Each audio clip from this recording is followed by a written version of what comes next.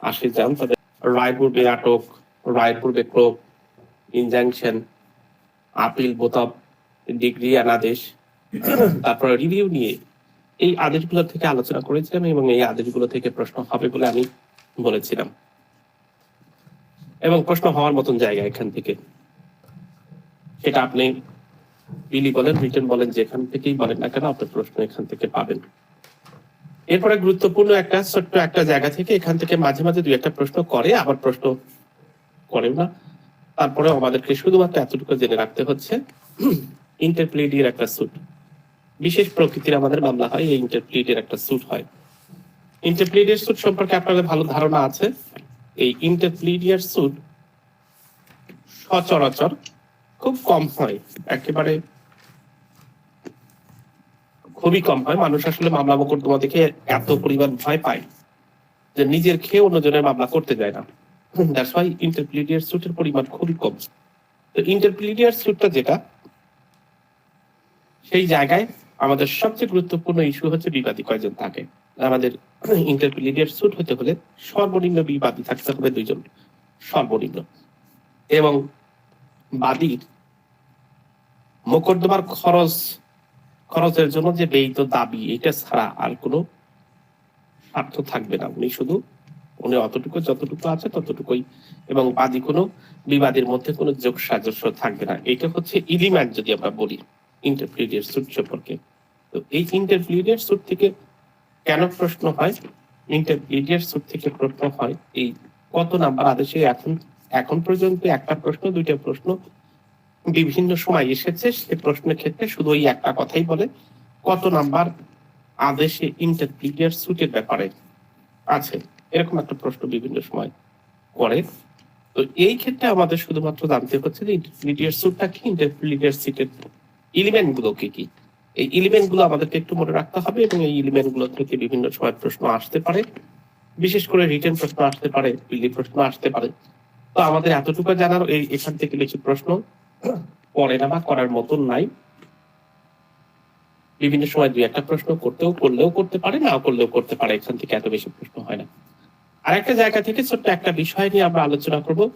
কিছু কিছু জায়গা থেকে এত বেশি পড়তে হবে না, কারণ আমাদের এই ওয়ার্ডার গুলো এত বেশি যে আপনি এত বেশি পড়ার সুযোগ আপনার নাই, কারণ অনেক জায়গা থেকে প্রশ্ন করার সুযোগ আছে, সেই জায়গাগুলোতে আপনাকে কাভার করতে হবে। আরেকটা জায়গা থেকে প্রশ্ন আসে রিভিশনের ক্ষেত্রে প্রশ্ন, রিসিভার নিয়োগ একটা প্রশ্ন আসে। রিসিভার নিয়োগ সম্পর্কে আপনারা জানেন যে রিসিভার আমাদের নিয়োগ হয় 2টা জায়গায় আমরা পাই। রিসিভার পাই হচ্ছে স্পেসিফিক রিলিফ অ্যাক্টে, রিসিভার পাই হচ্ছে আদেশ 40-এ। তাহলে আপনাকে 2টা বিষয় আমি জানানোর চেষ্টা করছি, শুধুমাত্র এতটুকু জানেন যে আপনার ইন্টারপ্লিডিয়ার স্যুট কোথায় আছে, অর্থাৎ সেটা কোথায় আছে এবং এর এলিমেন্টটা কি। 35 নম্বর আদেশটা একটু জেনে রাখলাম, এবং 40 নম্বর আদেশটা আমাদের একটু জেনে রাখতে হবে। সেটা হচ্ছে যে প্রশ্নটা আসে, ওই যে প্রশ্নটা কিন্তু বারবার আসার চেষ্টা করে বিভিন্ন, যখনই দেওয়ানি কার্যবিধিতে আপনাদেরকে বিভ্রান্ত করার জন্য কত নম্বর আদেশে আছে সেটা রোমান হরফে দেয়। এই রোমান হরফ যদি আমরা বুঝতে না পারি, তাহলে এই সমস্ত জায়গায় আমাদের একটু প্রবলেম হয়। তো এই প্রবলেম গুলো যাতে না হয়, ওই প্রশ্নটাই এসেছিল, বিজিএসটিতে এসেছিল, রিসিভার নিয়োগ কত নম্বর আদেশে হয়, রিসিভারটা কোন আইন দ্বারা পরিচালিত হয়, এই ধরনের প্রশ্ন বিভিন্ন সময় করে। এটা হচ্ছে আমাদের দেওয়ানি কার্যবিধি 24 নম্বর আদেশ দ্বারা পরিচালিত হয়, এবং ডিগ্রির পূর্বে বা পরে আদালত রিসিভার অ্যাপয়েন্ট করতে পারে এবং সম্পত্তি দখল বা জিম্মাদার কোনো ব্যক্তিকে অপসারণ করতে পারে। রিসিভার ক্ষেত্রে অবশ্যই রিসিভার যাকে নিয়োগ দেওয়া হবে তার বিভিন্ন রকম উপযুক্ত রিমুনারেশন, যেটাকে আমরা বলছি, সেই ধরনের তাকে বিভিন্ন রকম সংরক্ষণ, নিরাপদকরণ, উন্নয়ন, ওই সম্পত্তি সম্পর্কে বিভিন্ন রকম দায়িত্ব দেওয়া হয়েছে। এমনকি তাকে, যে কথা বললাম, পারিশ্রমিক দেওয়া হয় বিধি 2-তে, অর্থাৎ 40-এর বিধি 2-তে এরকম প্রশ্ন আসতেই পারে। আদালত কে রিসিভারকে পারিশ্রমিক দেওয়ার জন্য আদেশ দিতে পারে? আদালত একটি সাধারণ বা বিশেষ আদেশ দ্বারা রিসিভারকে তাদের পারিশ্রমিক ধার্য করতে পারে। এই ধরনের প্রশ্ন একটা সময় এসেছিল, দ্যাটস ওয়াই এইটা। আর রিটেন প্রশ্নে মাস্ট বিভিন্ন সময় একটা হটকেক থাকে, সেটা হচ্ছে রিসিভারের ডিউটিটা কি, রিসিভার কি করবে। তো এই ধরনের আপনার একটা প্রশ্ন বিভিন্ন সময় থাকে। রিসিভারের ডিউটি দেওয়া আছে 40 নম্বর আদেশের 3 নম্বর বিধিতে, যে কথা আমরা বলছি যে আদালত কর্তৃক নির্ধারিত জামানত সেটা যিনি দেখবেন সেটা দেখভাল করবেন, নির্দিষ্ট সময় সেটা হিসাবটা দাখিল করবেন, আদালত কর্তৃক নির্ধারিত ফর্ম নির্ধারিত সময় দাখিল করবেন, আদালতের নির্দেশ মোতাবেক পাওনা টাকা পরিশোধ মানে যদি ওখান থেকে আয় হয় সেটা পাওনা টাকা পরিশোধ করতে বলবেন। স্বেচ্ছাকৃতভাবে গুরুত্বপূর্ণ কোনো অবহেলা বা সম্পত্তির ক্ষতি হলে তার জন্য তিনি দায়ী থাকবেন। এটা হচ্ছে ডিউটি থাকে। এই ধরনের একটা প্রশ্ন রিটেন্ডে বারবার করে যে একজন রিসিভারের দায় দায়িত্ব কি আলোচনা করুন, এরকম ভাবে আমাদের বিভিন্ন সময় প্রশ্ন করে। তো রিসিভারের দায় দায়িত্ব হচ্ছে আমাদের এই দিনে যে কথাগুলো বললাম, মানে ভাড়ায় কাউকে রেখেছেন, অর্থাৎ যেমন আমরা এক কথায় যদি সহজ ভাবে বলি যে আপনি যদি কাউকে গেট দারোয়ান রাখেন, তার কি কি দায় দায়িত্ব থাকে এইটা মনে রাখেন। তাই এরকম কাজকর্মই রিসিভারের। তো এগুলো থেকে প্রশ্ন সচরাচর করে না, তারপরে বিভিন্ন সময় যদি প্রশ্ন করে বা করার মতো থাকে তাহলে এখান থেকে প্রশ্ন করে। আমি যে কথাগুলো বলছি, যে সমস্ত আদেশ নিয়ে একেবারে খুব বেশি গুরুত্বের কথা বলবো, সেই আদেশগুলো একেবারে খুব গুরুত্বের সাথে দেখবেন, কারণ ওই আদেশ থেকে প্রশ্ন হবেই, ওই আদেশ থেকে প্রশ্ন হওয়ার মতোই। যেমন 38, 39, 41, 43, 47 প্রশ্ন হবে, যেগুলো আমরা অলরেডি শেষ করে ফেলেছি। এখান দিয়ে এইগুলো থেকে আপনার প্রশ্ন হবে, সেটা রিটেন প্রশ্ন পান, পিডি প্রশ্ন পান, যেখান থেকেই পান আপনি প্রশ্ন পাবেন, কোনো না কোনো ভাবে আপনাকে প্রশ্ন করবেই। এই ছোট ছোট বিষয়গুলো নিয়ে আমরা আলোচনা করার চেষ্টা করছি, যাতে আপনার কোনো সময় যদি আমরা বিপদে পড়ি যেন সেখান থেকে অ্যান্সার করতে পারি। জি সৌরভ ভাই। স্যার 41 আদেশের স্যার 22 বিধিটা স্যার যদি একটু দেখতেন স্যার। ওখানে একটা কথা আমার বলছে স্যার, আইন পাঠে বলেছে যে যখন স্যার ক্রস অ্যাপিল হবে, তো যে ক্ষেত্রে যদি বাদী বা বিবাদী যে করুক, এই ক্রস অ্যাপিলকে স্যার দ্বিতীয় আপিল বলা হয়। আমরা তো স্যার জানি যে সিপিসি তে দ্বিতীয় আপিলের কোনো সুযোগ নাই, 115(4) অনুযায়ী দ্বিতীয় রিভিশনের সুযোগ আছে। 41 আমার আদেশের 21 নম্বর বিধি স্যার 22 বিধি 22, এটা যদি স্যার একটু দেখতেন স্যার। জি জি ওকে।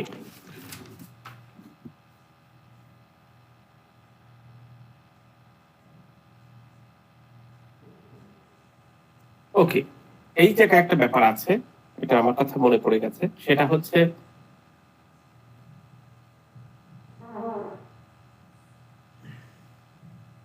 একটা বিষয় হচ্ছে রেসপন্ডেন্ট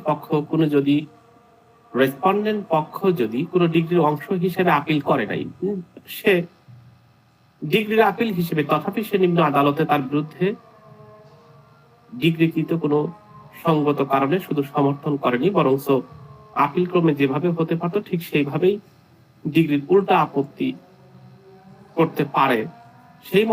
সেই শর্তে বলছে যে আপিল শুনানির জন্য নির্ধারিত দিনের সম্পর্কে তার উপর বা উকিলের উপর নোটিশ জারি হতে পারে এবং আপিলের 1 মাসের মধ্যে কিংবা আপিল আদালত মঞ্জুর উপযুক্ত মনে করলে অতিরিক্ত সময়ের মধ্যে পাল্টা আপত্তি দাখিল করতে পারে।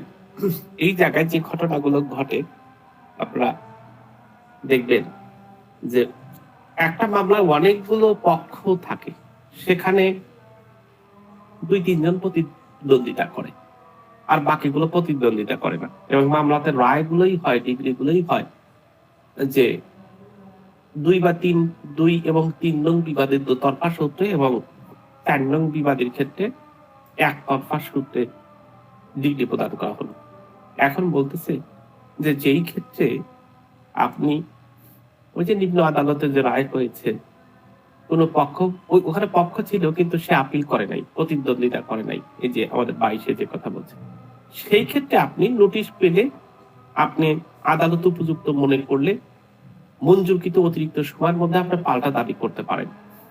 এবং আপত্তি ফর্ম হতে যে কথা, এইটা হচ্ছে সেকেন্ড আপিল না, এটা সেকেন্ড আপিল না। প্রযোজ্য ক্ষেত্রে পাল্টা দাবির ক্ষেত্রে যে কথা বলছি যে আমরা পাল্টা, তৃতীয় পক্ষ কিন্তু এই ধরনের ঘটনা সিভিল মামলাতে দেখা যায় যে একটা মামলা অনেক সময় চলমান থাকা অবস্থায় এই মামলাটাকে আবার পিছনের দিকে টেনে নিয়ে আসে, অর্থাৎ আপিল যখন হয়েছে তখন সে অংশগ্রহণ করে নাই, পরবর্তীতে মাঝের সময় যে সে বলতেছে যে আমি এই মামলাতে এই আপিলে যুক্ত হতে চাই। এখন ঘটনা হলো আমাদের এই সিভিলের যে আপিলের ক্ষেত্রে কোনো পরিবর্তন আনা হয় নাই, কিন্তু আমাদের স্পেশাল ল যদি আমি বলি হচ্ছে অর্থঋণ আইনের কথা, সেখানে তৃতীয় পক্ষ হিসেবে যুক্ত করতে হলে আপনাকে 25% টাকা জমা দিয়ে তারপর তৃতীয় পক্ষ হিসেবে আবেদন করতে হয়।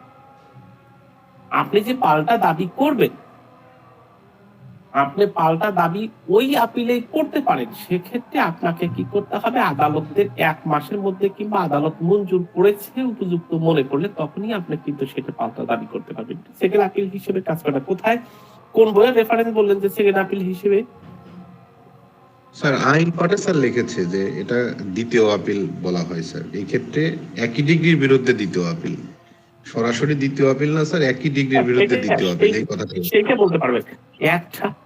একটা মামলাতে 3-4টে ডিগ্রি হতে পারে জানেন। প্রথম ডিগ্রি, দ্বিতীয় ডিগ্রি, সরি প্রথম এক্সিকিউশন, দ্বিতীয় এক্সিকিউশন, তৃতীয় এক্সিকিউশন, চতুর্থ এক্সিকিউশন পর্যন্ত হতে পারে। এখানে যে কথা বলছে যে একজন দাবি পাল্টা দাবি করার ক্ষেত্রে ওই মামলা থেকে আপিলের, কিন্তু এটাকে সেকেন্ড আপিল বলা যায় না, কথা ঠিক আছে। এটাতে আপনি সেকেন্ড আপিল বলতে পারবেন না।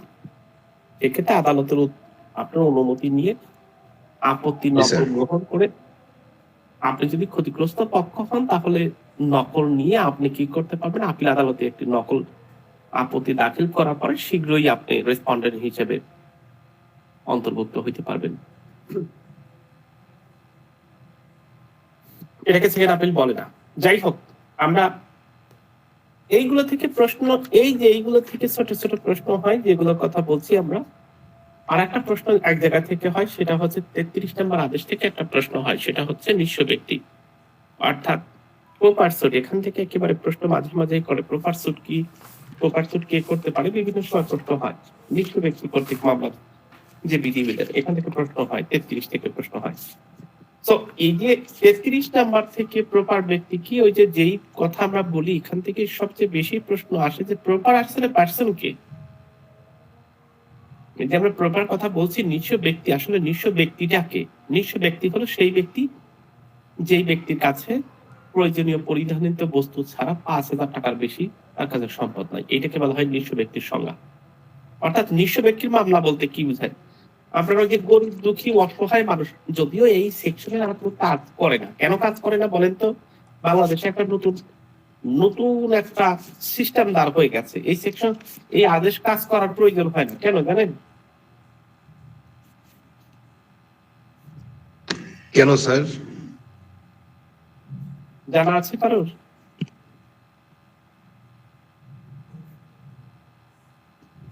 জানা নেই।